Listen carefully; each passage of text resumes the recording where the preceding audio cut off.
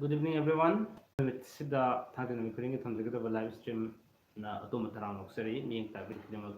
tabirakadaba amadi kon tungdi yengbirakadaba kuring makko PK channel ki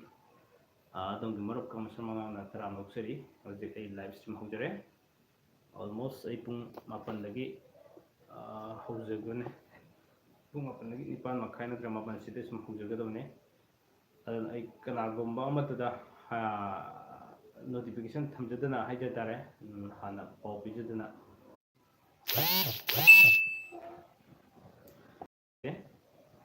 aduda ngasi thangju namit kuringi na ai mamang thamjakiba thangju namit kuringi na live stream da koi onase aduna mayam thamjakibaduni aduna hojik pung mapan su tare musi jerba gi viewers sing as well as subscribers sing thopiro aduga mayam ga comment pauminaba wari batai sanaba wahang hangminaba and then pahum kumduna hawa nuai wari batai sanaba gi tanjado lominaba haiduna PK channel na every Saturday numit khudingi oina koi live stream da mayam unabagi tanjado lominasi haiduna Saturday aduga nangagade Sunday su dum hapjagani aduna hujik live nangbire si kana nom dang haibira dem nuajani nuaije mayam thopirapa aduga sigi topic sigi topic ne haiba ma lejaro aduga sum khana biya bu khudimuk topic yamna khana kan dum khana mi ya dum handege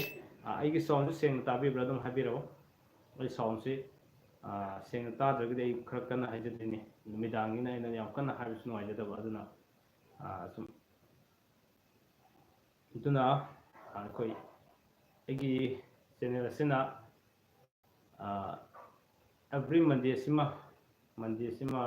sorry Monday kona haijage Saturday khudingi oina aina thamjariba program da ayukta akogi aigi hajaba acting ni haba aigi hajaba acting ni haba program duma lucky digi lawthok sarakanda akoina tongan ba mioi angkaki haba tare artist angkaki oina koina magi tawjariba acting dialogue sing bi koina collection tawjarakanda mayamda promote to koina koina pusin jaba tare Mexina Islam hi Kakamesur okay hi Mexina welcome back to my channel thank you so much Lapiba Mexina okay aduna aigi hijabi acting ni haba program duma every Saturday thamjaragani to harba numisigi numidang dana akogi live stream share tare ko thangje numi kuringi live stream sima dum ai thamjana ba plan da tawjare mamang gi sum hojaragani aduna ngasi su thangje numi ni haduna mayamda pokui kui dina nga nga thang wasi koi unabui ta jada lomina si haduna in live stream je pung apan da thawjaragani sometimes pung nipan makhai da thorok su jai adu condition na adu ki numidang gi thabak thorom ke am le bisigi ngamuk tabak ke am su le bi ya aduna mapan sida ya matorokani nipan makhai da su torok ya Mexina Islam saksar bo ka kamesor okay Mexina ai saksare okay Mexina saksara mani aduna then aduga nongalaga haitare ko ki aina thamjari se ayukki numis ayuk haidi thangni numit ke ayuk sida ayuktana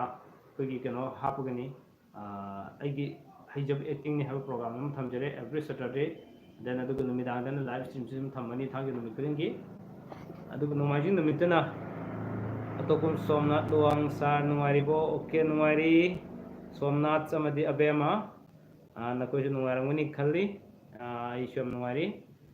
abem amadi Somnath from Chawal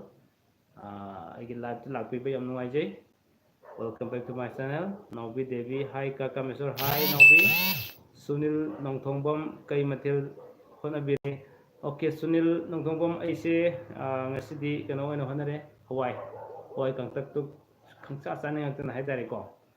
aduma sajare hawai sajare ngasi yo ngade aduna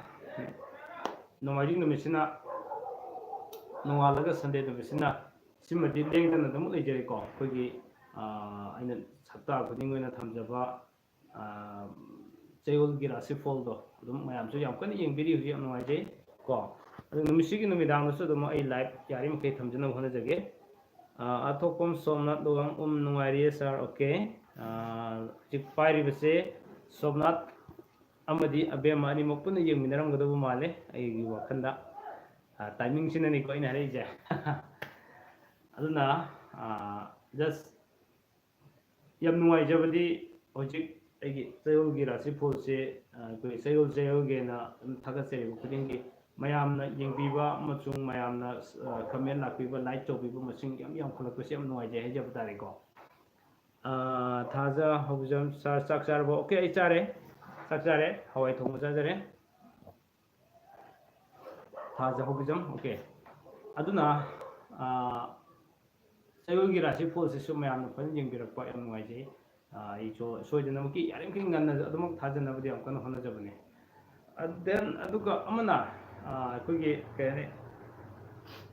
जुमालो लमजिंगी सिमना आई मंदिर अयाम थाजनब अदुमक aina puna jarake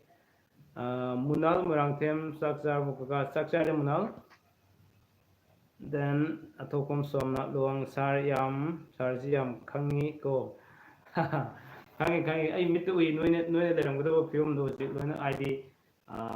live sida ai live sida nuai ni leramgado sung de loina uje he tari ko aduga ji nakoi da question nakoi na question hanging so khara lei ha bisi mai ubu phange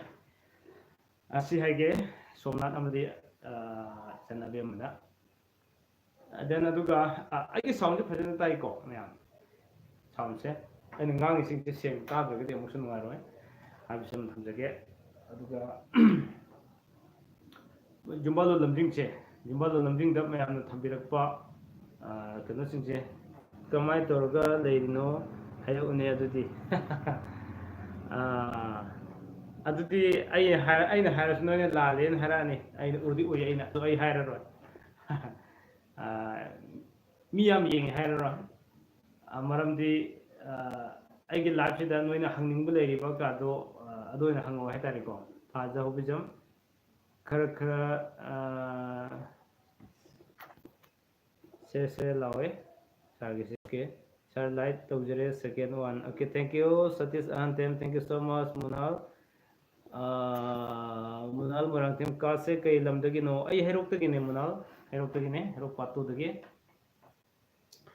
okay aduna jumbalo lamjing da mamang da ina ama thaga sabane yamna di maru oina khanjaba du mayam na kitang pam wat par hang de yeng lagi de tare ko aduma abadi koi ai isa sing sina पोलगु मतमदि होना मकोइद मया हौरपगी फोल हाइतारे को मया हौरपगी फोल से कोइना खंगोबु याम दरकार लेने मदु अइना ममांग the कुल तरुक सुबु ताककता ममांगी मंदिर नमितै थागा सकिबनि अदु मयाम नक्तंग येंगना बखर वात खे तारे को खंगमदि याम काना गदा वबने दु तम तमनि येंगना जरकनि अदुमा आई मैसेज पा बिरा परक्ते सर मुनाल कासे कै लमदि न हाइबदुमा आई पाजखरे आई हेरोक्ते ने हाइग्रमने मुनाल अतोप मेसेज ती ममांग मा चाकचारबा हंगरकी अदु मै चारे खुमलकी मुनाल अतै मेसेज ती आई थेंगनजद्री अदुगा पाहुदब लेरसु अमुक थाबिरो होजि एंगोंदा मक्ति एंगोंदा थोकु मखैदि आई लोन अदुम पाजरी को ओके थाबिरो सुम आइना पाकिदब योगु तारगसो होजि फोगियनदि आइना चाकचारबा हाइबसे बसे तेनदे ओमिता याम्बेम हेरोक पाट्स के आदगिनो हेरोक पाटू दगिने ओमिता आइसे हेरोक पाटू दगी अदुना जुम्बालो लमजिंग दी अइना नुची नमिहि खुदिंगी थागचद्रेसे खरा गेप पीरगा मपुंग फाना मयाम दे यंगलागा थागचगे हाबिदम दई हप्तागी वीकली गे सिसु दम थाजबने मंडे सिमदे सोजे नमके दम थाजरगनी को नोसे मंडे और ट्यूसडे अयामना मंडे थारकने सिमसो अदुगा जुम्बालो लमजिंग सिदा मयाम थंबिरखिबा टॉपिक सिंग मयाम रिक्वेस्ट ओबिरखिबा अमतन थागपिरो हाइबो खुदिंगमक सोइदना आई मथंग ने पाइजरकनी अदु खजितंग दिंगामिना स्टेशन इन थंबिंगिदे अमुतदा लोइना पाइबदि यादबनिना ngसाइगी जुम्बालो लमजिंग सिदा जुम्बालो मरि लेना खुदिमक सिदा आई लोइना पुसिनजरकनी हाबसेना थंजगे देन अदुगा मयामगे पाम्बा टॉपिक खुदिमक आइसु मते पाजरगा नैनजरगा मयामदा खंगिना बिया खुदिमक दम थंजसे अदुना तौजबनी ओके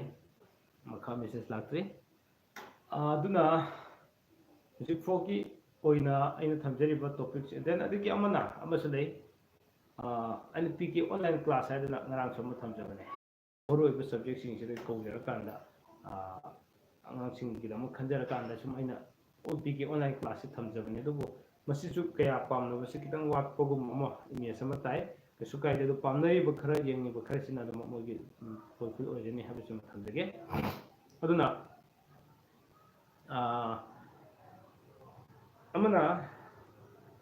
ꯑꯩꯒꯤ ꯂꯥꯏꯚ ꯁ꯭ꯇ꯭ꯔꯤꯝꯁꯤꯃ ꯃꯌꯥꯝꯅ ꯈꯪꯕꯤꯔꯣ ꯑꯦꯕ꯭ꯔꯤ ꯁꯇꯔꯗꯦꯁꯤꯃ ꯑꯩ ꯑꯗꯨꯃꯛ ꯊꯝꯖꯒꯅꯤ ꯄꯨꯡ 9:30ꯗꯩꯅ 9 ꯐꯥꯎ ꯃꯅꯨꯡꯁꯤꯗ ꯁ꯭ꯇꯥꯔꯇꯤꯡ ꯑꯩ ꯑꯗꯨꯝ ꯑꯦꯛꯖꯦꯛꯃꯛꯇꯤ ꯑꯩ ꯍꯥꯏꯖꯔꯣꯏꯒꯦ ꯃꯔꯝꯗꯤ ꯀꯟꯗꯤꯁꯟ ꯈꯔ ꯑꯗꯨꯝ ꯑꯩ ꯊꯕꯛ ꯏꯪꯈꯥꯡ ꯂꯥꯛꯄ ꯌꯥꯏ ꯀꯩ ꯇꯧꯕ ꯌꯥꯏ ꯑꯗꯣ ꯍꯥꯏꯔꯤꯕ ꯃꯇꯝꯁꯤꯗꯩꯗꯤ ꯑꯗꯨꯝ ꯑꯩ ꯊꯝꯕ ꯉꯝꯅꯕꯗꯤ ꯍꯣꯠꯅꯖꯒꯅꯤ ꯍꯥꯏꯕꯁꯤꯃ ꯊꯝꯖꯒꯦ ꯑꯗꯨꯒ ꯑꯃꯅ ꯂꯥꯏꯚ ꯁ꯭ꯇ꯭ꯔꯤꯝ ꯂꯩꯔꯦ ꯁꯟꯗꯦꯁꯨ ꯑꯗꯨꯝ ꯉꯥꯏꯀꯣ ꯁꯟꯗꯦꯁꯤꯃꯗꯤ ꯃꯦꯕꯤ ꯑꯌꯥꯝꯕꯅꯗꯤ ꯂꯥꯏꯚ ꯁ꯭ꯇ꯭ꯔꯤꯝ ꯊꯝꯃꯛꯀꯅꯤ ꯑꯗꯨ ꯁꯝꯇꯥꯏꯝꯁ ꯊꯝꯗꯕ ꯀꯥꯟꯗꯁꯨ ꯌꯥꯎꯔꯛꯀꯅꯤ ꯍꯥꯏꯕꯁꯤꯃ ꯊꯝꯖꯒꯦ ꯑꯗꯨꯒ ꯃꯌꯥꯝꯅ ꯊꯝꯍꯟꯅꯤꯡꯕ ꯇꯣꯄꯤꯛꯁꯤꯡꯁꯨ ꯑꯗꯨꯃꯛ ꯁꯖꯦꯁ ꯇꯧꯕꯤꯔꯛꯑꯣ ꯌꯥꯏ ꯀꯩꯁꯨ ꯀꯥꯏꯗꯦ ꯉꯁꯤ ꯁꯥꯔꯒꯤꯁꯦ ꯈꯤꯇꯪ ꯇꯞꯅ ꯇꯥꯏ ꯑꯩꯅꯁꯨ ꯈꯔ ꯇꯞꯅ ꯍꯥꯏꯕꯅꯦ ꯑꯗꯨꯒ ꯃꯥꯏꯀ꯭ꯔꯣꯐꯣꯟꯁꯨ ꯍꯥꯞꯇꯕ ꯍꯥꯏꯇꯥꯔꯦꯀꯣ ꯈꯤꯇꯪ ꯂꯥꯞꯊꯣꯛꯑꯒ ꯑꯗꯨꯒ ꯈꯔ ꯀꯟꯅ ꯁꯨꯝ ꯍꯥꯏꯖꯔꯛꯀꯦ ꯑꯦꯟꯗꯤ ꯁꯒꯣꯜ ꯁꯦꯝ ꯍꯥꯏ ꯑꯣꯀꯦ ꯍꯥꯏ ꯑꯦꯟꯗꯤ ꯑꯗꯨꯅ ꯍꯛꯁꯤ ꯈꯟꯒꯦ ꯇꯧꯋꯦ ꯗꯦꯟ ꯑꯗꯨꯒ ꯍꯧꯖꯤꯛ ꯃꯌꯥꯝꯅꯁꯨ ꯁꯨꯝ ꯍꯪꯕꯤꯕ ꯌꯥꯕ ꯀꯣꯏꯁꯟ ꯍꯪꯕꯤꯕ ꯇꯥꯟꯅꯕ ꯌꯥꯕ ꯑꯗꯨꯒ ꯑꯩ ꯇꯣꯄꯤꯛ ꯑꯃꯈꯛ ꯍꯥꯏꯇꯥꯔꯦ ꯃꯌꯥꯝꯅ ꯀꯣꯏꯁꯟ ꯍꯪꯉꯛꯏꯕ ꯀꯣꯏꯁꯟꯁꯤꯡꯁꯦ ꯑꯩꯅ ꯃꯣꯏꯒꯤ ꯑꯟꯁꯔ ꯄꯤꯕꯒꯤ ꯊꯧꯔꯝ ꯑꯃꯇꯪꯒ ꯑꯩ ꯊꯝꯁꯤꯔꯥ ꯍꯥꯏꯕꯒꯤ ꯈꯟꯖꯥꯟꯅꯕ ꯑꯃꯁꯨ ꯂꯩ ꯑꯅꯤꯁꯨꯕꯗ ꯑꯃꯅ ꯃꯃꯥꯡꯗꯁꯨ ꯑꯩꯅ ꯍꯥꯏꯐꯦꯠ ꯊꯝꯖꯈꯤꯕ ꯑꯩꯁꯦ ꯂꯥꯏꯀꯤꯒꯤ ꯑꯦꯛꯇꯤꯡ ꯇꯧꯕꯤꯔꯤꯕ ꯃꯌꯥꯝꯁꯤꯡꯁꯤꯒꯤ ꯈꯤꯇꯪ ꯄ꯭ꯔꯣꯃꯣꯠ ꯇꯧꯖꯕ ꯑꯣꯏꯅ ꯃꯈꯣꯏꯕꯨ ꯑꯐꯕ ꯂꯝꯕꯤ ꯑꯃꯗ ꯃꯁꯥ ꯃꯁꯥꯒꯤ ꯐꯤꯔꯦꯞ ꯑꯃꯃꯝꯗ ꯂꯩꯕ ꯌꯥꯕ ꯂꯝꯕꯤ ꯑꯃꯃꯝꯗ ꯆꯥꯟꯅꯖꯕ ꯃꯗꯨ ꯄꯨꯊꯣꯛꯅꯕꯒꯤꯗꯃꯛꯇ ꯇꯦꯂꯦꯟ ꯍꯟ ꯇꯧꯕ ꯑꯣꯏꯅ ꯑꯩ ꯂꯥꯏꯀꯤꯗꯤ ꯑꯦꯛꯇꯤꯡ ꯇꯧꯔꯤꯕꯁꯤꯡꯁꯤꯒꯤ ꯑꯣꯏꯕ ꯀꯝꯄꯤꯇꯤꯁꯟ ꯑꯃ ꯇꯧꯁꯤꯔꯥ ꯍꯥꯏꯕꯒꯤ ꯈꯟꯖꯕꯁꯨ ꯑꯗꯨꯃꯛ ꯂꯩꯖꯩ ꯁꯟꯗꯦꯗ ꯂꯥꯏꯚ ꯊꯥꯔꯗꯤ ꯄꯨꯡ ꯀꯌꯥꯗ ꯊꯥꯗꯣꯏꯅꯣ ꯑꯣꯃꯤꯇꯥ ꯌꯥꯝꯕꯦꯝ ꯑꯣꯃꯤꯇꯥ ꯌꯥꯝꯕꯦꯝ ꯑꯩ ꯁꯟꯗꯦꯒꯤꯁꯨ ꯆꯞ ꯃꯥꯟꯅꯩ ꯄꯨꯡ 9:30ꯗꯩꯅ 9 ꯐꯥꯎ ꯃꯅꯨꯡꯗ ꯑꯗꯨꯃꯛ ꯊꯥꯖꯒꯦ ꯑꯩ ꯑꯦꯛꯖꯦꯛꯃꯨꯛꯇꯤ ꯍꯥꯏꯖꯔꯣꯏꯒꯦ ꯃꯔꯝꯗꯤ ꯍꯧꯖꯤꯛ ꯑꯩ ꯌꯨꯝꯒꯤ ꯊꯕꯛ ꯏꯪꯈꯥꯡꯁꯨ ꯑꯗꯨꯝ ꯂꯥꯛꯄ ꯃꯇꯝꯗ ꯈꯤꯇꯪ ꯅꯨꯡꯉꯥꯏꯖꯗꯕ ꯍꯥꯏꯇꯥꯔꯦ ꯑꯗꯨꯅ ꯌꯥꯔꯤꯃꯈꯩꯗꯤ 9:30ꯗꯤ ꯊꯥꯅꯕ ꯑꯗꯨꯃꯛ ꯑꯩ ꯇꯧꯖꯒꯦꯀꯣ ꯁ꯭ꯌꯥꯝ ꯑꯥꯔ ꯀꯦ ꯀꯔꯝꯕ ꯇꯣꯄꯤꯛꯅꯣ ꯕ꯭ꯔꯣ ꯑꯩ ꯆꯪꯂꯛꯄꯗ ꯉꯥꯏꯔꯤ okay Shyam R K welcome back to my channel ꯉꯁꯤ ꯑꯁꯤꯒꯤ ꯇꯣꯄꯤꯛꯅꯤ ꯍꯥꯏꯕ ꯂꯩꯇꯦ ꯆꯨꯝꯅꯈꯛꯀꯤ ꯑꯩꯒꯤ PK ꯆꯦꯅꯦꯜꯁꯤꯗ ꯊꯥꯒꯠꯆꯔꯤꯕ ꯄ꯭ꯔꯣꯒꯥꯝꯁꯤꯡꯁꯤꯒꯤ ꯃꯇꯥꯡꯗ ꯁꯨꯝ ꯃꯌꯥꯝꯒ ꯈꯟꯅ ꯅꯩꯅꯕꯒꯤ ꯃꯇꯥꯡꯗ ꯊꯝꯖꯕꯅꯤ ꯑꯗꯨꯒ ꯑꯩꯅꯁꯨ ꯑꯩꯒꯤ ꯑꯣꯏꯕ ꯃꯣꯠꯇ ꯁꯨꯝ ꯃꯌꯥꯝꯅ ꯐꯣꯡꯗꯣꯛꯆꯕ ꯍꯥꯏꯇꯥꯔꯦꯀꯣ ꯑꯗꯨꯒ ꯃꯌꯥꯝꯅ ꯍꯪꯕꯤꯔꯛꯄ ꯀꯣꯏꯁꯟꯁꯤꯡꯁꯨ ꯑꯗꯨꯃꯛ ꯈꯨꯝꯖꯅꯕ ꯂꯥꯏꯚ ꯁ꯭ꯇ꯭ꯔꯤꯝꯗ ꯑꯗꯨꯃꯛ ꯃꯍꯧꯁꯥꯒꯨꯝꯅ ꯇꯧꯖꯕꯅꯤ ꯗꯦꯟ ꯑꯗꯨꯒ Rupesh Rajkumar welcome back to my channel Rupesh Rajkumar good evening ꯇꯥꯃꯣ okay good evening Rupesh okay ꯌꯥꯝ ꯅꯨꯡꯉꯥꯏꯖꯩ ꯔꯨꯄꯦꯁ ꯂꯥꯛꯄꯤꯕ ꯑꯗꯨꯅ ꯑꯩꯈꯣꯏ ꯀꯩꯗꯧꯅꯤ ꯍꯥꯏꯕ ꯃꯇꯝꯗ PKꯁꯤ ꯀꯔꯤ ꯍꯥꯏꯔꯤꯅꯣ ꯕ꯭ꯔோ PKꯁꯦ ꯄꯣꯊꯥꯃꯤꯟꯅꯁꯤ ꯈꯪꯃꯤꯟꯅꯁꯤ ꯍꯥꯏꯕꯅꯤ PKꯁꯦ ꯁ꯭ꯌꯥꯝ ꯑꯥꯔ ꯀꯦ ꯑꯩꯒꯤ ꯃꯃꯤꯡꯗ ꯇꯥꯏꯇꯜ ꯁꯥꯡꯅ ꯁꯨꯝ ꯊꯝꯖꯕꯅꯦ ꯄꯣꯊꯥꯃꯤꯟꯅꯁꯤ ꯈꯪꯃꯤꯟꯅꯁꯤꯅ ꯃꯁꯤ ꯊꯣꯟꯈꯤꯕꯒꯤ ꯃꯔꯝꯁꯦ ꯁꯨꯝ ꯍꯥꯏꯖꯒꯦꯀꯣ ꯑꯗꯣ ꯑꯩꯅ ꯊꯝꯖꯔꯤꯕ ꯄ꯭ꯔꯣꯒꯥꯝꯁꯤꯡꯁꯤꯗ ꯃꯌꯥꯝꯁꯤ ꯉꯥꯏꯍꯥꯛ ꯄꯣꯊꯥꯅꯕ ꯀꯔꯤ ꯇꯧꯁꯤꯒꯦ ꯉꯥꯏꯍꯥꯛ ꯄꯣꯊꯥꯕ ꯍꯥꯏꯕꯁꯤꯗ ꯃꯌꯥꯝꯕꯨ ꯉꯥꯏꯍꯥꯛ ꯄꯣꯊꯥꯅꯕ ꯍꯣꯠꯅꯖꯕ ꯃꯇꯝꯗ ꯃꯁꯤ ꯑꯆꯧꯕ ꯊꯧꯗꯥꯡꯗꯤ ꯂꯧꯗꯕ ꯌꯥꯗꯦ ꯍꯥꯏꯖꯕ ꯇꯥꯔꯦ ꯑꯗꯨꯅ ꯃꯌꯥꯝꯕꯨ ꯆꯦꯅꯦꯜ ꯑꯁꯤꯅ ꯉꯥꯏꯍꯥꯛ ꯄꯣꯊꯥꯍꯟꯅꯕ ꯉꯝꯖꯕ ꯑꯃꯗꯤ ꯑꯩꯅ ꯃꯤꯀꯨꯞ ꯑꯃꯇꯪ ꯑꯣꯏꯔꯁꯨ ꯃꯤ ꯑꯃꯕꯨ ꯄꯣꯊꯥꯕ ꯉꯝꯍꯟꯕ ꯍꯥꯏꯕꯁꯦ ꯑꯩꯒꯤ ꯇꯧꯗ ꯌꯥꯗ꯭ꯔꯕ ꯊꯕꯛ ꯑꯃꯅꯦꯅ ꯈꯟꯖꯔꯀꯥꯟꯗ ꯄꯣꯊꯥꯃꯤꯟꯅꯁꯤ ꯍꯥꯏꯕ ꯋꯥꯐꯝꯁꯤꯃ ꯑꯩ ꯄꯨꯁꯤꯟꯖꯔꯛꯈꯤꯕꯅꯤ ꯑꯗꯨꯒ ꯄꯣꯊꯥꯃꯤꯟꯅꯁꯤ ꯍꯥꯏꯕ ꯀꯥꯟꯁꯤꯗꯁꯨ ꯑꯩꯈꯣꯏ ꯍꯤꯔꯝ ꯑꯃꯗ ꯀꯥꯟꯅꯕ ꯊꯕꯛ ꯑꯣꯏꯔꯝꯒꯅꯤ ꯀꯥꯟꯅꯕ ꯊꯕꯛ ꯑꯣꯏꯔꯒꯗꯤ ꯑꯩ ꯄꯣꯊꯥꯔꯒ ꯉꯥꯛꯇꯪ ꯌꯦꯡꯖꯕ ꯅꯠꯇ꯭ꯔꯒ ꯈꯪꯖꯅꯕ ꯍꯣꯠꯅꯖꯒꯅꯤ ꯃꯗꯨꯒꯤꯗꯃꯛꯇ ꯑꯩꯈꯣꯏ ꯈꯪꯃꯤꯟꯅꯁꯤ ꯍꯥꯏꯕꯒꯤꯗꯃꯛꯇ ꯄꯣꯊꯥꯃꯤꯟꯅꯁꯤꯈꯪꯃꯤꯟꯅꯁꯤ PK ꯍꯥꯏꯗꯨꯅ ꯑꯩ ꯊꯣꯟꯖꯈꯤꯕꯅꯤ ꯍꯥꯏꯕ ꯊꯝꯖꯒꯦ ꯁ꯭ꯌꯥꯝ ꯑꯥꯔ ꯀꯦ ꯊꯦꯡꯛꯁ ꯋꯦꯜꯀꯝ ꯑꯗꯨꯅꯦ ꯑꯩꯒꯤ ꯆꯦꯅꯦꯜꯁꯦ PK ꯍꯥꯏꯅ ꯃꯌꯥꯝꯅꯁꯨ ꯆꯠꯄꯤꯔꯤꯕꯁꯦ ꯇꯁꯦꯡꯕꯒꯤꯗꯤ ꯃꯃꯤꯡ ꯁꯥꯡꯅ ꯑꯗꯨꯝ ꯂꯩꯖꯕꯅꯤꯀꯣ ꯄꯣꯊꯥꯃꯤꯟꯅꯁꯤ ꯈꯪꯃꯤꯟꯅꯁꯤ ꯍꯥꯏꯗꯨꯅ ꯊꯝꯖꯕꯅꯤ ꯑꯗꯨꯅ ꯑꯩ ꯄꯣꯊꯥꯃꯤꯟꯅꯁꯤ ꯍꯥꯏꯕꯒꯤꯗꯃꯛꯇꯅꯤ ꯑꯦꯟꯇꯔꯇꯦꯟꯃꯦꯟ ꯑꯣꯏꯕ ꯀꯌꯥꯁꯨ ꯑꯗꯨꯝ ꯍꯥꯞꯆꯔꯤꯕ ꯃꯌꯥꯝꯕꯨ ꯑꯋꯥꯕ ꯃꯇꯝꯗ ꯗꯦꯟ ꯂꯣꯛꯗꯥꯎꯟꯒꯤ ꯋꯥꯔꯕ ꯃꯇꯝꯗꯒ ꯑꯩꯅ ꯑꯦꯟꯇꯔꯇꯦꯟꯃꯦꯟꯒ ꯍꯥꯞꯆꯔꯤꯕ ꯈꯣꯠꯂꯤꯕꯁꯤꯡꯁꯦ ꯁꯝꯇꯥꯏꯝꯁ ꯀꯔꯤꯒꯨꯝꯕ ꯀꯥꯟꯗ ꯃꯌꯥꯝꯅ ꯍꯪꯕꯤꯔꯛꯄꯁꯨ ꯑꯗꯨꯝ ꯌꯥꯎꯋꯦ ꯍꯥꯏꯇꯥꯔꯦꯀꯣ ꯅꯪꯒꯤ ꯆꯦꯅꯦꯜ ꯑꯁꯤꯗ ꯄꯣꯊꯥꯃꯤꯟꯅꯁꯤ ꯈꯪꯃꯤꯟꯅꯁꯤ ꯍꯥꯏꯔꯒ ꯐꯅꯤꯒꯨꯝꯕ ꯖꯣꯛꯀꯨꯝꯕꯗ ꯑꯗꯨꯝ ꯍꯥꯞꯇꯨꯅ ꯂꯩ ꯍꯥꯏꯕ ꯀꯌꯥ ꯑꯃꯁꯨ ꯍꯪꯕꯤꯔꯛꯄ ꯂꯩ ꯃꯗꯨ ꯈꯪꯕꯤꯍꯧꯔꯣ ꯉꯁꯤꯗꯤ ꯁꯨꯝ ꯆꯨꯝꯅꯒꯤ ꯄꯣꯊꯥꯃꯤꯟꯅꯁꯤ ꯍꯥꯏꯕ ꯋꯥꯍꯩꯁꯤꯃ ꯌꯥꯎꯕꯅ ꯃꯔꯝ ꯑꯣꯏꯔꯀꯥꯟꯗ ꯃꯌꯥꯝꯕꯨ ꯉꯥꯏꯍꯥꯛꯇꯪ ꯑꯣꯏꯔꯁꯨ ꯄꯣꯊꯥꯃꯤꯟꯅꯅꯕ ꯍꯥꯏꯇꯥꯔꯦ ꯑꯗꯨꯒ ꯖꯣꯛ ꯑꯣꯏꯔꯣ ꯀꯔꯤ ꯑꯣꯏꯔꯣ ꯐꯅꯤ ꯑꯣꯏꯔꯣ ꯇꯧꯔꯛꯏꯕ ꯈꯨꯗꯤꯡꯃꯛꯁꯤ ꯑꯩꯈꯣꯏꯅ ꯈꯪꯍꯧꯕ ꯌꯥꯕ ꯈꯔꯗꯤ ꯑꯗꯨꯝ ꯌꯥꯎꯒꯅꯤ ꯍꯥꯏꯇꯥꯔꯦꯀꯣ ꯃꯗꯨꯅ ꯄꯣꯊꯥꯃꯤꯟꯅꯁꯤ ꯈꯪꯃꯤꯟꯅꯁꯤ ꯍꯥꯏꯕꯁꯤꯒꯤ ꯇꯥꯏꯇꯜꯁꯤ ꯂꯧꯖꯔꯀꯥꯟꯗ ꯑꯩꯅ ꯃꯁꯤꯒꯤ ꯆꯥꯅꯕ ꯍꯤꯔꯝꯁꯤꯡꯁꯤꯗ ꯃꯥꯏꯀꯩꯗꯒꯤ ꯍꯤꯔꯝ ꯈꯨꯗꯤꯡꯃꯛꯇ ꯇꯣꯄꯤꯛ ꯈꯨꯗꯤꯡꯃꯛꯀꯤ ꯗꯦꯟ ꯑꯗꯨꯒ ꯃꯔꯝ ꯈꯨꯗꯤꯡꯃꯛꯀꯤ ꯍꯥꯏꯖꯕ ꯇꯥꯔꯦ ꯃꯁꯤꯗ ꯄꯨꯁꯤꯟꯖꯔꯒ ꯃꯌꯥꯝꯗ ꯑꯌꯥꯝꯕ ꯑꯣꯜ ꯔꯥꯎꯟ ꯇꯁ ꯇꯧꯅꯕꯒꯤꯗꯃꯛꯇ ꯍꯣꯠꯅꯖꯕ ꯍꯥꯏꯇꯥꯔꯦ ꯃꯗꯨꯒꯤꯗꯃꯛꯇ ꯊꯝꯖꯕ ꯆꯦꯅꯦꯜꯅꯤ ꯑꯗꯨꯅ ꯑꯌꯥꯝꯕꯅ ꯑꯩꯅ ꯐꯣꯀꯁ ꯇꯧꯈꯤꯕꯅ ꯀꯔꯤꯗ ꯇꯧꯈꯤ ꯍꯥꯏꯕ ꯃꯇꯝꯗ ꯍꯧꯖꯤꯛꯀꯤ ꯃꯇꯝꯗ ꯃꯌꯥꯝꯅꯗꯤ ꯊꯧ ꯁꯥꯟꯅꯗ꯭ꯔꯕ ꯑꯦꯖ ꯋꯦꯜ ꯑꯦꯁ ꯊꯥꯖꯕ ꯊꯝꯅꯗ꯭ꯔꯕ ꯑꯗꯨꯒ ꯈꯪꯗꯕꯗꯤ ꯌꯥꯗꯕ ꯃꯌꯥꯝꯅꯁꯨ ꯈꯪꯒꯦ ꯍꯥꯏꯅ ꯈꯜꯂꯨꯗ꯭ꯔꯕ ꯍꯥꯏꯇꯥꯔꯦ ꯑꯗꯨ ꯁꯤꯒꯨꯝꯕ ꯀꯌꯥ ꯑꯃ ꯂꯩꯕꯁꯤꯡꯁꯦ ꯈꯪꯃꯤꯟꯅꯅꯕꯒꯤꯗꯃꯛꯇ ꯍꯥꯏꯗꯨꯅꯁꯨ ꯊꯝꯖꯕꯅꯦ ꯀꯀꯥꯒꯤ ꯂꯥꯏꯠꯁꯦ ꯈꯔ ꯃꯝꯃꯦ ꯑꯣꯀꯦ ꯑꯩ ꯃꯩꯁꯦ ꯈꯤꯇꯪ ꯋꯥꯡꯈꯤꯕ ꯍꯥꯏꯇꯥꯔꯦꯀꯣ ꯑꯗꯨꯅꯅꯦ ꯑꯩ ꯈꯔ ꯌꯨꯈꯠꯂꯕꯨꯗꯤ ꯅꯨꯡꯉꯥꯏꯕꯁꯨ ꯌꯥꯏ ꯁꯤ ꯑꯣꯏꯔꯒꯗꯤ ꯃꯩꯁꯦ ꯈꯤꯇꯪ ꯋꯥꯡꯈꯠꯃꯟꯈ꯭ꯔꯦ ꯑꯗꯨꯅꯅꯦ ꯑꯗꯨꯅ ꯑꯩꯒꯤ ꯄꯣꯊꯥꯃꯤꯟꯅꯁꯤ ꯈꯪꯃꯤꯟꯅꯁꯤ ꯁꯤꯅꯤ ꯑꯩꯅ ꯊꯝꯖꯅꯤꯡꯉꯤꯕꯗꯤ ꯆꯨꯝꯅꯈꯛꯀꯤ ꯑꯩꯈꯣꯏ ꯀꯩ ꯍꯥꯏꯅꯤ ꯈꯪꯃꯤꯟꯅꯕ ꯌꯥꯕ ꯑꯗꯩ ꯉꯥꯏꯍꯥꯛ ꯄꯣꯊꯥꯃꯤꯟꯅꯅꯕ ꯉꯥꯏꯍꯥꯛ ꯅꯨꯡꯉꯥꯏꯃꯤꯟꯅꯅꯕ ꯑꯁꯤꯒꯤ ꯋꯥꯈꯜꯂꯣꯟꯁꯤꯡꯁꯤꯗ ꯊꯝꯖꯕꯅꯤ ꯄꯣꯊꯥꯃꯤꯟꯅꯁꯤ ꯈꯪꯃꯤꯟꯅꯁꯤ ꯌꯥꯝ ꯅꯨꯡꯉꯥꯏꯖꯩ ꯃꯌꯥꯝꯅꯁꯨ ꯉꯁꯤ ꯐꯥꯎꯗ ꯑꯩꯉꯣꯟꯗ ꯁꯞꯄꯣꯔꯠ ꯇꯧꯕꯤꯕ ꯑꯃꯗꯤ ꯑꯩꯅ ꯊꯥꯖꯔꯤꯕ ꯕ꯭ꯂꯣꯒꯁꯤꯡꯁꯤꯗ ꯃꯌꯥꯝꯅ ꯁꯞꯄꯣꯔꯠ ꯇꯧꯕꯤꯕ ꯑꯃꯗꯤ ꯌꯦꯡꯕꯤꯕ ꯇꯣꯉꯥꯟ ꯇꯣꯉꯥꯟꯕ ꯀꯃꯦꯟ ꯀꯌꯥ ꯄꯤꯕꯤꯔꯛꯄ ꯃꯁꯤꯡ ꯊꯤꯉꯝꯗꯅ ꯂꯥꯛꯏꯕ ꯀꯃꯦꯟꯁꯤꯡ ꯂꯥꯏꯛ ꯁꯤꯌꯥꯔꯁꯤꯡ ꯑꯃꯗꯤ ꯁꯕꯁꯀ꯭ꯔꯥꯏꯕ ꯇꯧꯕꯤꯔꯤꯕ ꯈꯨꯗꯤꯡꯃꯛꯄꯨ ꯄꯤ ꯀꯦ ꯆꯦꯅꯦꯜꯅ ꯀꯩꯗꯧꯅꯨꯡꯗ ꯀꯥꯎꯕꯁꯨ ꯉꯝꯃꯣꯏ ꯑꯃꯗꯤ ꯊꯥꯗꯣꯛꯄꯁꯨ ꯉꯝꯖꯔꯣꯏ ꯃꯌꯥꯝꯒ ꯍꯥꯏꯕꯁꯤꯃ ꯊꯝꯖꯒꯦ ꯂꯥꯏꯚꯁꯦ ꯅꯨꯡꯇꯤꯒꯤ ꯑꯗꯨꯝ ꯊꯥꯕꯤꯕ꯭ꯔꯥ ꯊꯥꯖꯗꯦ ꯁ꯭ꯌꯥꯝ ꯑꯥꯔ ꯀꯦ ꯑꯩ ꯍꯧꯖꯤꯛ ꯍꯥꯏꯖꯕꯅꯦ ꯑꯦꯕ꯭ꯔꯤ ꯁꯦꯇꯔꯗꯦ ꯑꯦꯟ ꯁꯟꯗꯦ ꯁꯤꯃ ꯑꯩ ꯊꯥꯖꯩ ꯍꯣꯏ ꯃꯇꯝ ꯑꯃꯗꯗꯤ ꯑꯩ ꯅꯨꯃꯤꯠ ꯈꯨꯗꯤꯡꯒꯤ ꯊꯥꯖꯔꯝꯃꯦ ꯍꯥꯏꯇꯥꯔꯦꯀꯣ ꯅꯨꯃꯤꯗꯥꯡꯁꯦ ꯄꯨꯡ 8 ꯇꯥꯅꯕ 8 ꯇꯥꯗ꯭ꯔꯤꯉꯩꯁꯤꯗꯒꯤ 8 ꯁ꯭ꯋꯥꯏꯗꯒꯤ ꯍꯧꯅ ꯑꯩ ꯅꯨꯃꯤꯠ ꯈꯨꯗꯤꯡꯒꯤ P K live stream episode 1 episode 2 episode 3 ꯃꯊꯪ ꯑꯗꯨꯝ ꯊꯥꯖꯔꯝꯃꯦ ꯍꯥꯏꯇꯥꯔꯦ ꯃꯇꯝꯗꯨꯗꯗꯤ ꯃꯌꯥꯝꯅ ꯍꯪꯕꯤꯔꯛꯄ ꯑꯩ ꯌꯨꯝꯕꯥꯂꯣꯟ ꯂꯝꯖꯤꯡꯒꯤ ꯌꯥꯝ ꯀꯟꯅ ꯃꯊꯪ ꯊꯥꯔꯤꯉꯩ ꯃꯇꯝꯗ ꯍꯥꯏꯇꯥꯔꯦꯀꯣ ꯃꯁꯤꯗ ꯃꯌꯥꯝꯅ ꯍꯪꯕꯤꯔꯛꯄ ꯋꯥꯍꯪꯁꯤꯡꯁꯦ ꯃꯁꯤꯒꯤ ꯄꯥꯎꯈꯨꯝꯁꯤꯗ ꯄꯤꯖꯅꯕ ꯍꯥꯏꯇꯥꯔꯦ ꯑꯩꯅ ꯑꯗꯒꯤ ꯃꯌꯥꯝꯅ ꯍꯪꯕꯤꯔꯛꯄꯁꯤꯡꯁꯦ ꯑꯩꯅ ꯏꯊꯣꯛꯆꯔꯀꯥꯟꯗ ꯃꯗꯨꯒꯤ ꯋꯥꯍꯪꯁꯤꯡꯗꯣ ꯑꯟꯁꯥꯔꯗꯣ ꯂꯥꯏꯚ ꯑꯣꯏꯅ ꯑꯗꯨꯝ ꯄꯤꯖꯕ ꯃꯌꯥꯝꯅ ꯁꯨꯝ ꯇꯥꯕꯤꯕ ꯁꯤꯒꯨꯝꯕꯒꯤ ꯀꯩꯅꯣꯁꯨ ꯇꯧꯖꯔꯝꯃꯦ ꯑꯗꯨꯕꯨ ꯑꯩꯉꯣꯟꯗ ꯑꯩꯒꯤ ꯊꯕꯛꯁꯤꯅ ꯌꯥꯁꯤꯜꯂꯛꯇꯕꯅ ꯃꯔꯝ ꯑꯣꯏꯔꯀꯥꯟꯗ ꯑꯩ ꯃꯗꯨꯁꯤꯡ ꯂꯦꯞꯆꯔꯀꯥꯟꯗ ꯃꯌꯥꯝꯅꯗꯤ ꯂꯥꯏꯚꯁꯤ ꯌꯥꯝ ꯅꯨꯡꯉꯥꯏ ꯑꯃꯗꯤ ꯂꯥꯏꯚ ꯇꯧꯕꯤꯔꯛꯑꯣ ꯑꯗꯨꯒ ꯈꯪꯗꯕ ꯀꯌꯥ ꯈꯪꯃꯤꯟꯅꯍꯧꯁꯦ ꯍꯥꯏꯕꯒꯤ ꯔꯤꯀ꯭ꯋꯦꯁ ꯑꯃꯗꯤ ꯐꯤꯗꯕꯦꯛ ꯀꯌꯥ ꯑꯃ ꯄꯤꯕꯤꯔꯛꯄꯗꯨꯅ ꯃꯔꯝ ꯑꯣꯏꯔꯀꯥꯟꯗ ꯃꯌꯥꯝꯒꯤ ꯑꯄꯥꯝꯕꯁꯤ ꯊꯥꯗꯣꯛꯆꯕ ꯉꯝꯖꯗꯅ ꯁꯟꯗꯦ ꯈꯛ ꯇꯧꯔꯁꯨ ꯌꯥꯕꯅꯤ ꯑꯗꯨꯕꯨ ꯁꯟꯗꯦꯒ ꯁꯦꯇꯔꯗꯦꯒꯁꯦ ꯑꯗꯨꯝ ꯑꯩ ꯄꯥꯏꯖꯕꯅꯤ ꯂꯥꯏꯚ ꯁ꯭ꯇ꯭ꯔꯤꯝꯁꯤꯗ ꯃꯁꯤꯅ ꯑꯩꯅ ꯊꯝꯖꯅꯤꯡꯉꯤꯗꯤ ꯅꯨꯡꯇꯤꯃꯛꯇꯤ ꯑꯩ ꯊꯝꯖꯗ꯭ꯔꯦ ꯑꯣꯀꯦ ꯂꯥꯛꯇ꯭ꯔꯦ ꯑꯗꯨꯅ ꯑꯩ ꯂꯥꯏꯚꯁꯤ ꯀꯨꯏꯅꯗꯤ ꯊꯥꯖꯔꯣꯏꯀꯣ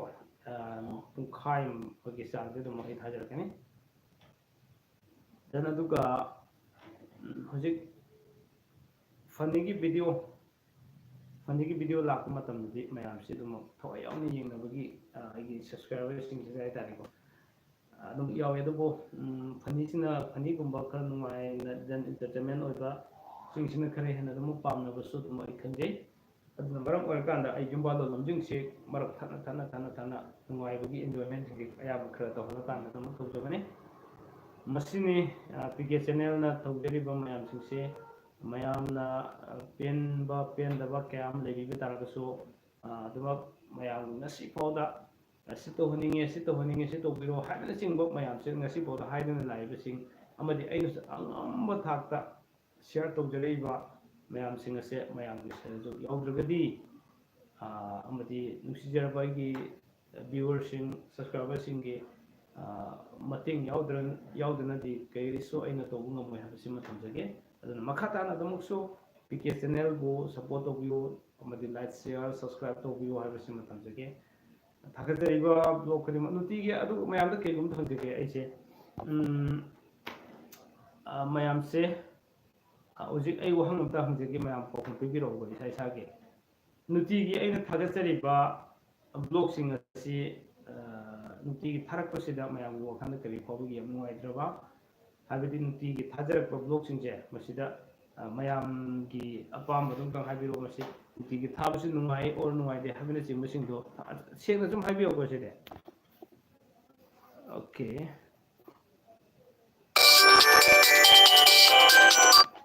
then aduga pintu sana mabung aisu lai lucky paibane oh pintu ai khangje pintu sana okay pintu gi show pintu gi show ai keno khara hapsarake yai ko pintu aje ai masa masa dagi sum hangje dum lakada bai tare ko maya masa ga ya ba yaudana di to nu ai de aduna pintu gi keno so ai yengje pintu leibra kenom di to bune ai yengki gum do pintu sana gi se leibra pintu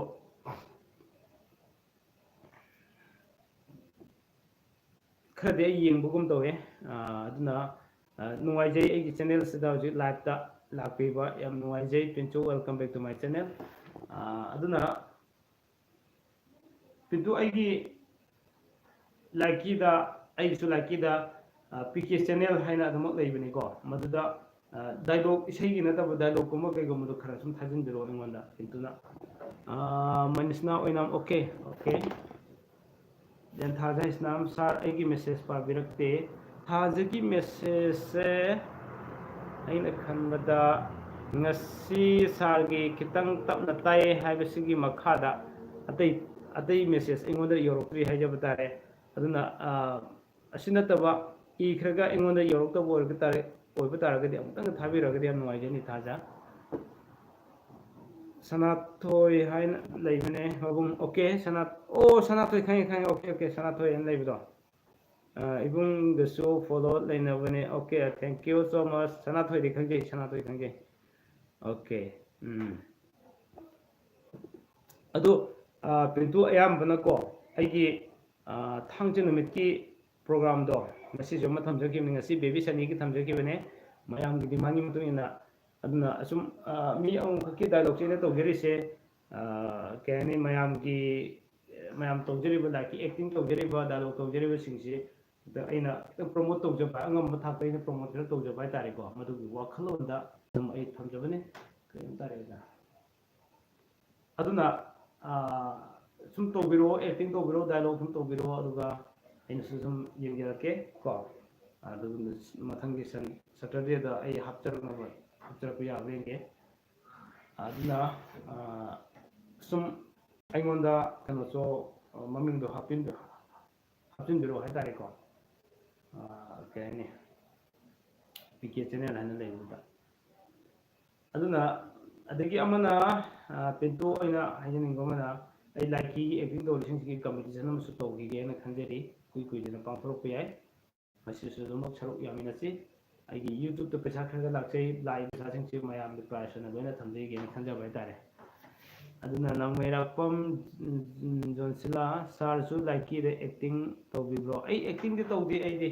acting Muki to the I like the text to the okay, yeah, Toro text to biro into okay. Aduna Igi channel share. aina pamjabam khaktang lai aina every live stream khudimuteng haija bai tare ko masikari no hargadi ai amagi aduga adagi phangba kopagi ngod kutung sabagi nachati aina ngasi aina khar pajaro ba nei najaro bising je mayam da share to jeri se mayam khangmina se pothamina se adugi da mutane adu oiba targadi mayam mi masing khar yamna pothamina khangmina ya bata oiba targadi ke doni subscribers machine kare hinga piba taragadi hen khangdaba kya su loina khangminar ku machine hen khangminar ku ya bi tan ya du legini ha sima ai thamjage ai hajigi message ang parke ko sa ai gi message parakte habum leire then adagi makha da pintu sanage sanathoi haina leibane hamabung haim leire amuka pintuna ibung the show follow leibane leinabane habum leire nangmera kon josulana sarsu like the acting to be bro ham leire pintu sana ai like the text to dirake mabung ham leire then aduga thaja hobizamna sar ai gi message amuk su pa birakte haibasima leire aina hojik pajari se thajana ngasai gi ai gi message pa birakte haina इबिरखिबा message अदुदगिना हौजिक इबिरैबा सि फावबसिने अइना पाजरिसे सिदा मरक्सिदा थाजगे तोब message अम यावरक्ट्री हाबा तारेको मसिने अइना हाइजनिंगिदे अदोमतगी यमबियो अइंगोंदा Lakpa तारगदि हौजिक Laiba message सिदि sir अइगी message अमुकसु पाबिरक्ट्री हाइजे असि लाकपगिने high तारेको अदुना फजना अमतंग check तोबिरगदि अम नुआइजनी था सुमाइना है ये लाइव स्ट्रीम खुदिमक अदुम यावे हाइ तारे मेसेज पाबिरक्ट्रे असि कई प्रॉब्लम लेबिगनो हाबो अइ ngasi खंगदे तारे को मावै सि मतंगे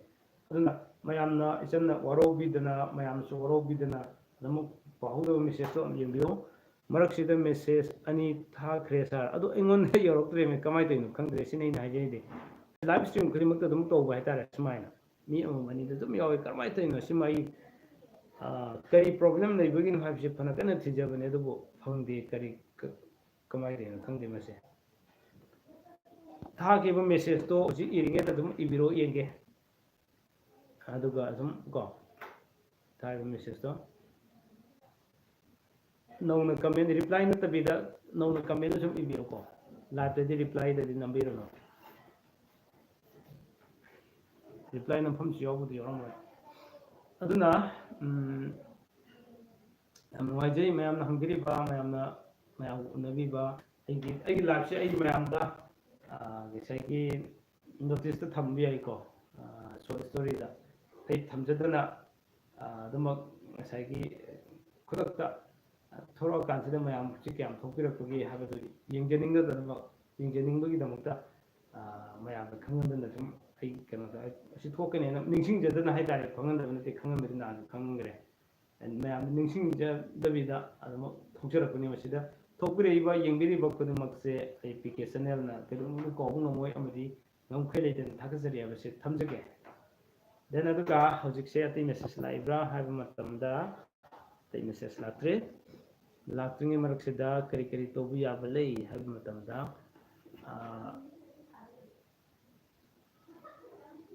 एकोय खंजिनबा याबदि याम लई याम लई लेरिबा मैम सिंसे कोई मियोइबगु वखल अमखक लई हाइतारेको अइंगोंदा थोलक्पा केस अमा अदुगु मरि लेनब नत्रदि येंगिंग फावदबा हाइतारे नत्रगना और अइंगोंदा चैथेंग अमा फंगबा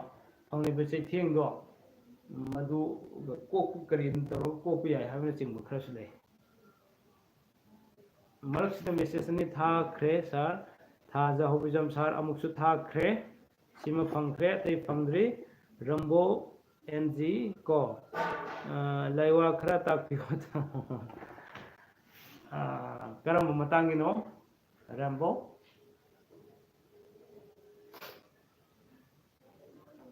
ओके अदुना नंग मेरा कुम जोंसला सारगी अंगांग दो था क्या सुरगे मया होरबो आई हुजिक था तरुक चंगे हेतारे को अंगांग से मया हौद्री हौगे न तौरे था तरुक से हौरगे दियम फदोइने अदुना मया हौबगी मतंग दो इन हन थमजग्रबने देन अदुगा हुजिक एवरी सैटरडे की लाइव स्ट्रीम सिदा मयाम दुम लापियो सिने हाइजिंग दी this is my humble request every Saturday and Sunday I'll conduct my live stream sine live stream jai tum leptana Saturday amadi Sunday se dum ai pangthok jagani asima mayam dum lakpio khangdab su dum khangbi ho habesima thamjage live stream se nganga la ba dum tangai bade to yam nuai ji hujik ai 49k yogi तौरबने 50k ते नमक खथन योगिरा नेना खंदे मयाम सो दुगा SIM subscribe हिंगलपई इन हराउ जबते ते केम देनते इन मयाम खंगनिंग लिबा सिंजे मसिंग याम हेने हेना उबो ngमकनी खंगबा हेना कनी हाबी वखलो दे नवाय जो फौजो दु नाकन अमरम दम केदरे सब्सक्राइबर याम खलाई मतिक व्यूअर्स येंगबगी चांगसे एनी येंगहनिंग टॉपिक अम देरे सो येंगबी चांगसे खरा सम हंथरपगी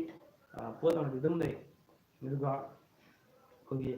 लाइकी गुम्बा कगुम एंटरटेनमेंट फनी गुम्बा मसिंग खरा हेने येंगबगी केनो मदम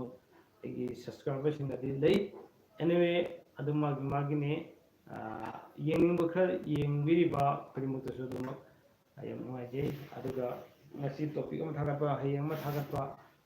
ngasi pamamina hayeng pamu hayeng pamamina ngasi pamuni sigumba kaya am leibnina mi wakhanne loina nei tabo ina thagachariba nutigi numit khuding thagachariba singiri adabo khara khara yengbiyo habasima thamjage kana khaduma pangani ngasa ina thamjagi ba ai nuti numit khuding gi blog amam semjariba se masi mayam gi wakhanda to ina thagat basi kai nuai daba legadra habadu matham thambiraga yam nuai message ta nuti numit khuding ina semjaba singje okay dunadi almost a live se pungkai mati ajale aduna mayam ki wahang ki pokum do ingai jage hanati ke side so sum nangger to log dira kuni ko tang waja wata aduna mayam dona ko ki live tharga mayam da non naba din dagi mayam da mitna thakala naba leiba toriba mayam sinda dumati ingon da kitang adugi rashi dum ingon yaude tare ko aduna sum aina pangang ba haibe pa smart pangang toriba film jiga kaina khandi ba negative to black pa this adumati to bigino always be a positive list sima thamjage koi koi positive ta tum loge mi amana ngang ko wada mi amana tor thabakta phagera pharora always negative to leira bu dabo kai thabuk na to bu ngam se have sima thamjage se aina haje ai ngona to happy one ti ko ai gi leiriba hiram ayam sing da kharaga to to jaga sing da kauna bagi mami mata adun aina haje ning bari koi positive to loina sa si have sima thamjage okay si wajim leijare Rambo MG Laiwa khara takbiyo habudra Laiwa gi se nang takbiyo ade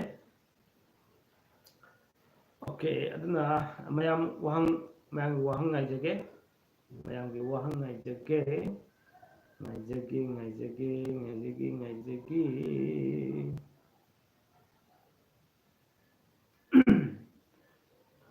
okay aduna di mayam wahang hanggadaba leitraba male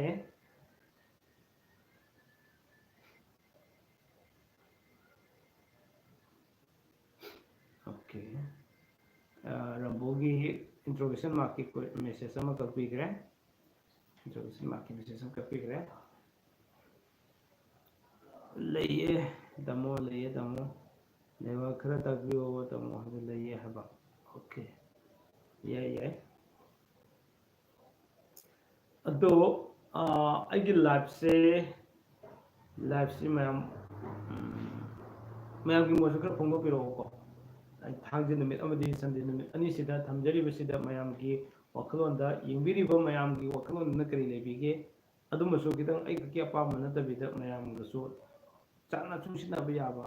yingmada nungai gado matam mayam so dai madu karam makana tawsige habaso suggest khara to bira gade nungai jene tare ko hoju ji maksum message ta suggestion khara to bira gade nungai jene live stream to bisigi matang hai tare ani so budana aina thajariba nungtin kudinge lo om thagajariba singji masi nukti thagatbasi thagatpana phai or thagattabana phai habasima mayam ki comment am tam pibiraga dam jeni hai tare ko okay message laktaba dona towe kanam ti yengdri alo sai ai ngang ngang jibo dos logo no further khandi kanam ti yengdri mane maram de message am lagde notification do budi mi kunni pa kuntra ma to dari hoji kunni panang leigre lights mi kunmari to birakre hoji Sonia Langbam Sonia hello okay hello Sonia Langbam welcome back to my channel okay Thai Bima Yumnam Yingni okay thank you adu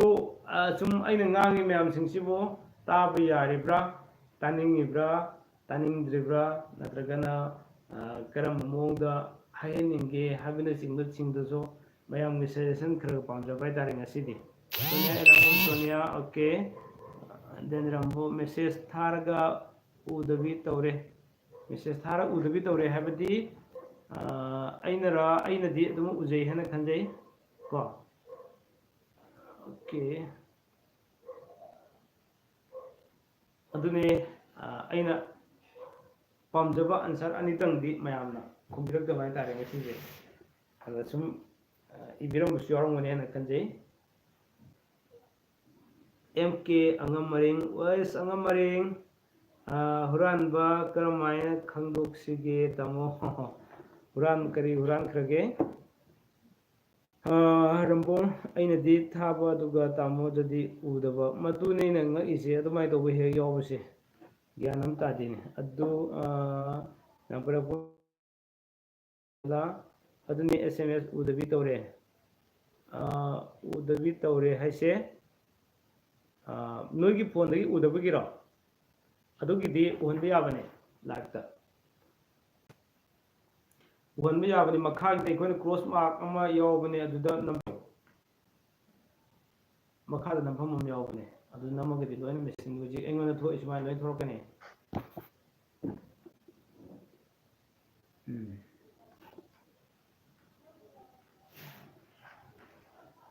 ma'am सुबह साक साबिरमनी अदु Saturday दा दुम था थंबियो okay Saturday Sunday के से थमजगे मुसिंग तबु place अदोमदी sorry तौजगे मुसिंग सिदि एग्जे ओइन थमजरोगे तारेको निपान मखाइदगिना मापन फावबुगी मनुंगसिदा दुमक आई थमजगे नागमरपन नते सारगे फोन दा उबिद्रे अदुना पारक्रे अइना आई फोन उबो मखैदे दुम पारी अदुने अइना ngai ise होजिक इरिसिजो होजिक थाबिरिसिजो मु उरिसिनेबा अदुगा अतोप्पा मु अइना उद्रिसि मरमजे कमाय थाब समानन थारे र ज्ञानम ताद्रे काय लेक्रे MK Angamaring Yengjeri Rambo nang Saturday Popuse Jajat Panghai Haibi Masi Kamaina Semdok Toino Tamo Karim to Kalano Numit Popo Numiki Fall Do Popo Numiki Fall say a hand Tokanamita Mande Numiki Chimbalo Lamjinki Numisida Sudan Tabjerke Mapok Numiki Karim Banumi the Port Masikaramami Ogani Amadi Karamai Togani Masikaramami Momo Kamagi Hamna Chimaki character Simbodoina I Tajarke Mande Mita Jimala Lamjing the Contreras Subatan the Tandrakani Namera Pum Josela Nasim SMS Ani Parakidre City and Wajadan Udavase I'm going to talk to the Nico. Sonia Langum Sonia Saksar Butamo, okay, Sazare Sonia Langum Saksare. Okay, Aduna live Siam Ting Agadi Yam Tolkien Kange Adu live Taro Tamo Haviratoido Musagi Dono live to have Yaron live to have Yaron Tong and the person on the Mahina say Kari Lake Kamato we haven't seen at the bar. Maduma Niche then this is okay I minute mangamu Tajaki Lapse Duga Sida Mam Natana we have a hungry we have a Kurima community Nasigi topic say Kari Matangino ngasi topic se ati kemten te sonia aina thagatsariba blog sing ase nungti num khring thagatsari blog sing ase da mapung oina takak naina toriba kya sing se blog sing sigi matang da mayam gi so mo lomjaba den adigi aina thagatsari sing sigi maram so den adigi channel handok chari sigi maram so adum mayam da gane khanganing bagi thamjabane aduna atei thodogo topic thamjade tariko ain thamjariba to kenosing topic sing gi matang da aina blog sing semjagi mayam sing sing aina PK channel da thamjariba program sing che isam samna aina am koin haigre PK channel da thamjariba program sing sida sine haiba aduga thammiba program se sigi damakte ne program khadimaki ma aim and objective lone dei hai tariko ꯑꯗꯨꯒꯤ ꯄ꯭ꯔꯣꯒ꯭ꯔꯥꯝꯁꯤꯡꯗꯨꯒꯤ ꯗꯣ ꯀꯔꯤꯒꯤ ꯊꯝꯃꯤꯅꯣ ꯀꯃꯥꯏꯅ ꯇꯧꯔꯤꯅꯣ ꯃꯌꯥꯝꯒ ꯈꯪꯃꯤꯟꯅꯁꯦ ꯍꯥꯏꯕꯒꯤꯗꯃꯛꯇ ꯊꯝꯖꯕꯅꯦ ꯑꯩ ꯌꯥꯝ ꯀꯥ ꯍꯦꯟꯅ ꯍꯥꯏꯈꯤꯕꯃꯛꯇꯤ ꯑꯣꯏꯗ꯭ꯔꯤ ꯀꯣ ꯑꯗꯨꯅ ꯁꯣꯅꯤꯌꯥ ꯑꯦꯂꯥꯡꯕꯝ ꯃꯦꯁꯦꯖ ꯊꯥꯕꯤꯔꯛꯄ ꯌꯥꯝ ꯅꯨꯡꯉꯥꯏꯖꯩ ꯑꯗꯨꯒ ꯂꯥꯏꯚꯇꯁꯨ ꯆꯪꯕꯤꯔꯛꯄ ꯌꯥꯝ ꯅꯨꯡꯉꯥꯏꯖꯩ ꯑꯩ ꯂꯣꯏꯁꯤꯟꯖꯅꯕꯒꯤ ꯇꯥꯟꯖꯥꯗꯨ ꯌꯧꯔꯛꯀꯗꯧꯔꯕꯅꯦ ꯍꯧꯖꯤꯛꯁꯤ ꯑꯗꯨꯅ ꯃꯌꯥꯝꯅ ꯊꯥꯕꯤꯅꯤꯡꯕ ꯃꯦꯁꯦꯖ ꯊꯥꯕꯤꯔꯛꯑꯣ ꯑꯦꯝ ꯀꯦ ꯑꯉꯝ ꯃꯔꯤꯡ ꯁꯅꯥꯎ ꯆꯦꯟꯕꯤ ꯃꯄꯤ ꯑꯃ ꯃꯤꯅ ꯍꯨꯕꯤꯔꯦ ꯑꯣꯀꯦ ꯑꯗꯣ ꯑꯉꯝ ꯃꯔꯤꯡ ꯏꯁꯥ ꯌꯥꯎꯔꯒ ꯁꯨꯝ ꯃꯥꯏꯀꯩꯒꯨꯝꯕ ꯀꯩꯒꯨꯝꯕ ꯀꯗꯥꯏꯗ ꯃꯥꯡꯉꯤꯅꯣ ꯍꯥꯏꯕꯗꯨ ꯈꯤꯇꯪ ꯌꯦꯡꯕ ꯌꯥꯕꯕꯨꯗꯤ ꯂꯩꯀꯣ ꯑꯗꯣ ꯍꯧꯖꯤꯛꯇꯤ ꯏꯔꯥꯡꯁꯤꯅ ꯆꯠꯄ ꯌꯥꯗꯕꯅꯤꯅ ꯎꯄꯥꯏ ꯂꯩꯇꯦ ꯊꯥꯏꯕꯦ ꯃꯌꯨꯝꯅꯥꯝ 2020 ꯑꯁꯤ ꯑꯋꯥꯕ ꯆꯍꯤꯅꯤ ꯍꯥꯏꯕꯁꯤ ꯌꯥꯃꯤꯟꯅꯤꯡꯕ꯭ꯔꯥ 2020 ꯑꯁꯤ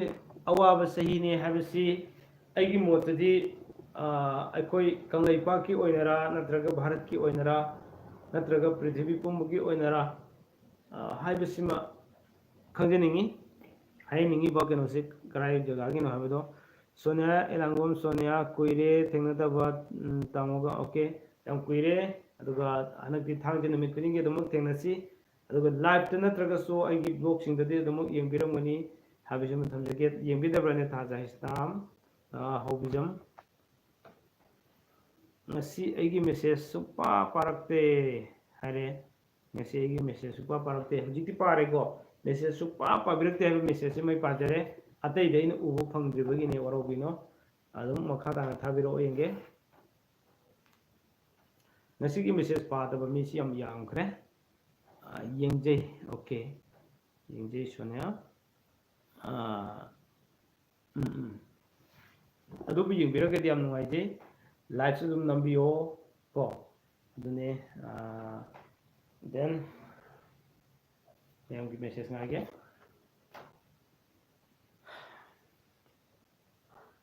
ꯄꯪꯀꯨꯏꯗꯤ ꯀꯨꯏꯔꯔꯣꯏ ꯍꯧꯖꯤꯛ 43 ꯃꯤꯅꯠꯁ ꯆꯠꯂꯦ 45ꯇ ꯂꯣꯏꯁꯤꯟꯖꯒꯦ ꯑꯗꯨꯒ ꯁꯥꯔꯒꯤ ꯇꯣꯄꯤꯛꯁꯤꯡꯁꯦ ꯅꯨꯡꯉꯥꯏ ꯊꯦꯡꯛ ꯌꯨ ꯁꯣ ꯃꯆ ꯊꯥꯖꯍꯧꯕꯤꯖꯝ ꯃꯌꯥꯝꯅꯁꯨ ꯄꯪꯊꯥꯁꯨ ꯊꯥꯒꯠꯄꯤꯔꯦ ꯑꯩ ꯊꯣꯏꯗꯣꯛꯅ ꯀꯥ ꯍꯦꯟꯅ ꯈꯪꯗꯅ ꯈꯣꯠꯇꯅ ꯍꯩꯖꯗꯅ ꯇꯧꯖꯕꯗꯤ ꯅꯠꯆꯗꯦ ꯑꯗꯨꯕꯨ ꯁꯨꯝ ꯃꯌꯥꯝꯅ ꯇꯝꯕꯤꯔꯛꯄ ꯃꯌꯥꯝꯅꯁꯨ ꯔꯤꯀ꯭ꯋꯦꯁ ꯇꯧꯔꯛꯄꯅ ꯃꯔꯝ ꯑꯣꯏꯔꯀꯥꯟꯗ ꯑꯩꯁꯨ ꯄꯥꯗ ꯌꯥꯗꯅ ꯐꯅꯌꯥꯝ ꯄꯥꯍꯧꯔꯦ ꯐꯅꯌꯥꯝ ꯈꯪꯖꯔꯦ ꯈꯪꯉꯝꯗꯕ ꯀꯌꯥꯁꯨ ꯈꯪꯉꯦ ꯍꯦꯟꯅ ꯊꯨꯝꯅ ꯃꯌꯥꯝꯅ ꯈꯪꯕꯒꯤ ꯂꯝꯕꯤꯗ ꯑꯗꯨꯃꯛ ꯎꯕ ꯐꯪꯖꯔꯦ ꯍꯥꯏꯇꯥꯔꯦ ꯁꯨꯃꯥꯏꯅ ꯂꯩ ꯑꯗꯨꯅ ꯑꯣꯀꯦ ꯃꯌꯥꯝ ꯂꯣꯏꯁꯤꯟꯅꯕꯒꯤ ꯇꯥꯟꯖꯥꯗꯣ ꯂꯧꯃꯤꯟꯅꯔꯁꯦ ꯍꯥꯏꯕꯁꯤ ꯃꯌꯥꯝꯒꯤ ꯋꯥꯈꯜꯗ ꯑꯩ ꯃꯤꯅꯤꯠ ꯑꯃꯇꯪ ꯊꯝꯖꯒꯦꯀꯣ ꯑꯩꯈꯣꯏ ꯂꯥꯏꯚꯁꯦ ꯇꯥꯃꯣ ꯋꯦꯅꯁꯗꯦ ꯄꯣꯛꯄ ꯅꯨꯄꯥꯒ ꯃꯟꯗꯦ ꯄꯣꯛꯄ ꯅꯨꯄꯤꯒ ꯄꯛꯅꯕ꯭ꯔꯣ ꯋꯦꯅꯁꯗꯦ ꯊꯔꯁꯗꯦ ꯐ꯭ꯔꯥꯏꯗꯦ ꯁꯦꯇꯔꯗꯦ ꯁꯟꯗꯦ ꯃꯟꯗꯦ ꯄꯛꯅꯩ ꯆꯐꯨꯒ ꯏꯋꯥꯡꯒ ꯇꯥꯏ ꯌꯥꯝꯅ ꯄꯛꯅꯩ ꯁꯣꯅꯤꯌꯥ ꯑꯦꯂꯥꯡꯕꯝ ꯁꯣꯅꯤꯌꯥ ꯑꯣꯀꯦ ꯌꯥꯏ ꯄꯛꯅꯩ ꯑꯣꯀꯦ ꯑꯗꯨꯅ ꯂꯥꯏꯐꯁꯦ ꯌꯥꯝ ꯀꯨꯏꯅ ꯊꯥꯕꯁꯦ ꯌꯥꯝ ꯀꯨꯏꯅ ꯉꯥꯡꯉꯦ ꯌꯥꯝ ꯀꯨꯏꯅ ꯀꯪꯅꯤꯡꯉꯦ ꯍꯥꯏꯇꯥꯔꯦ ꯑꯗꯨꯅ ꯁꯨꯝ ꯂꯦꯞꯄꯁꯤꯔꯥ ꯍꯥꯏꯕꯒꯤ ꯃꯌꯥꯝꯗ ꯑꯩꯒꯤ ꯀꯩꯅꯣ ꯈꯔ ꯂꯧꯖꯕꯅꯦ ꯕ꯭ꯂꯣꯛꯁꯦ ꯁꯦꯝꯃꯛꯄ ꯉꯥꯏꯖꯔꯒꯦ ꯁꯦꯇꯔꯗꯦ ꯄꯣꯛꯄꯒꯤꯗꯣ ꯇꯝꯃꯛꯑꯣ ꯉꯥꯏꯕꯤꯔꯣ ꯀꯩꯅꯣꯗ ꯃꯟꯗꯦꯗ ꯑꯗꯨꯃꯛ ꯑꯩ ꯊꯥꯔꯛꯇꯣꯏꯅꯤꯀꯣ ꯁꯦꯇꯔꯗꯦ ꯄꯣꯛꯄ ꯅꯨꯄꯥꯁꯦ ꯀꯩꯀꯩ ꯅꯨꯃꯤꯠ ꯄꯛꯅꯕꯒꯦ ꯇꯥꯃꯣ ꯅꯨꯄꯥꯅ ꯁꯦꯇꯔꯗꯦ ꯑꯣꯏꯔꯒꯗꯤ ꯅꯨꯄꯤꯅ ꯁꯟꯗꯦ ꯌꯥꯔꯦ ꯇ꯭ꯌꯨꯁꯗꯦ ꯌꯥꯔꯦ ꯊꯔꯁꯗꯦ ꯌꯥꯔꯦ ꯍꯥꯏꯔꯤꯕꯁꯤꯡꯁꯤꯒ ꯄꯛꯅꯅꯤ ꯍꯥꯏꯒꯦꯀꯣ ꯑꯣꯀꯦ ꯑꯦꯂꯤꯅꯥ ꯂꯧꯀ꯭ꯔꯥꯛꯄꯝ ꯇꯥꯃꯣ ꯐ꯭ꯔꯥꯏꯗꯦꯒ ꯁꯦꯇꯔꯗꯦꯒꯗꯤ ꯄꯛꯅꯗꯕ꯭ꯔꯣ ꯐ꯭ꯔꯥꯏꯗꯦꯅ ꯀꯔꯝꯕꯅꯣ ꯅꯨꯄꯥꯔ ꯅꯨꯄꯤꯔ ꯁꯦꯇꯔꯗꯦ ꯅꯨꯄꯥꯔ ꯅꯨꯄꯤꯔ ꯍꯥꯏꯅ ꯍꯥꯏꯕꯤꯔꯛꯑꯣ ꯁꯣꯅꯤꯌꯥ ꯅꯪꯒꯨꯝ ꯁꯣꯅꯤꯌꯥ ꯌꯥꯝ ꯅꯨꯡꯉꯥꯏꯖꯔꯦ good night okay good night ꯏꯁꯥꯒꯤ ꯄꯥꯎꯈꯨꯝ ꯇꯥꯔꯕꯅꯤꯅ ꯒꯨꯗ ꯅꯥꯏꯠ ꯍꯥꯏꯕꯤꯔꯝꯈ꯭ꯔꯦ ꯌꯥꯝ ꯅꯨꯡꯉꯥꯏꯖꯩ ꯑꯇꯩ ꯌꯦꯡꯗ꯭ꯔꯁꯨ ꯌꯥꯔꯦ ꯍꯥꯏꯕ ꯃꯥꯜꯂꯦ ꯑꯗꯨꯗꯤ ꯑꯩꯁꯨ ꯒꯨꯗ ꯅꯥꯏꯠ ꯑꯣꯏꯅꯕ ꯇꯧꯔꯛꯑꯅꯤ ꯍꯧꯖꯤꯛ ꯃꯌꯥꯝꯅ ꯊꯦꯡꯖꯤꯜꯂꯛꯄꯅꯤꯅ ꯑꯃꯒꯤ ꯈꯛꯀꯤ ꯅꯠꯇꯅ ꯊꯦꯡꯖꯤꯜꯂꯛꯑꯕꯅꯤꯅ ꯀꯩ ꯍꯥꯏꯅꯤ ꯇꯨꯝꯅꯤꯡꯕꯁꯨ ꯀꯌꯥꯝ ꯌꯥꯎꯕꯤꯔꯝꯃꯒꯅꯤ ꯌꯦꯡꯉꯤ ꯑꯩꯗꯤ ꯒꯨꯗ ꯅꯥꯏꯠ ꯍꯥꯏꯔꯝꯕꯗꯨꯗꯗꯤꯀꯣ ꯑꯗꯨꯕꯨ ꯁꯨꯝ ꯑꯩ ꯂꯣꯏꯁꯤꯜꯂꯗꯧꯅꯦꯗ ꯁꯨꯝ ꯑꯩ ꯄꯪꯍꯥꯏ ꯍꯥꯏꯖꯕ ꯋꯥꯅꯤ ꯑꯗꯨ ꯂꯥꯁ ꯑꯣꯏꯅ ꯑꯩ ꯃꯌꯥꯝꯒꯤ ꯃꯦꯁꯦꯖ ꯉꯥꯏꯖꯒꯦ Saturday nupi, Friday na nupa, Friday Saturday. Adudi yam paboy, adudi. Saturday na nupi orangadi. Elena adune yam pai. Then okay. Duna adudi mayam kaina nabu yathangdo lomina rasra mesigone. Aroi bene message amtang yo kaina rase or lai kise habena jeng musing dom tang message amtang ngai jage.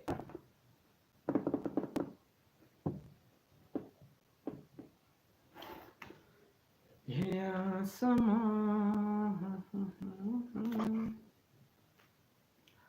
Haza good night sir. Okay. Good night namang thala abni na ay yengbiri bukuri mak bing tabiri bukuri mak makha ngai jari thaibe mayna makha aduma ai lakchage makha kanada himbalo lamjing da amadi live to organize hayeng so lakchage. Thank you tamo yam harawe pokum baby bay. Thank you Elena. No problem. Okay. Aduna ngasigi onadi PK channel na do bukaina na ya thangduni jage punamak aigi live sibu mapung phana yengbikiba support tobikiba like nambikiba share tobirapa no subscriber no jangbireba amadi share tobiriba kuding makpo PK channel na punamak thagatsari hayeng live ta thengnarase sonia langdom pung 9 makhai da thana hona jage hayeng thengnase yamna mayam ngaibiramu aisu yam thuna lakna hona jage hayengi rasi polso semna hona jero kige adna punamak tagi kaina na yatang nizarage pinabire.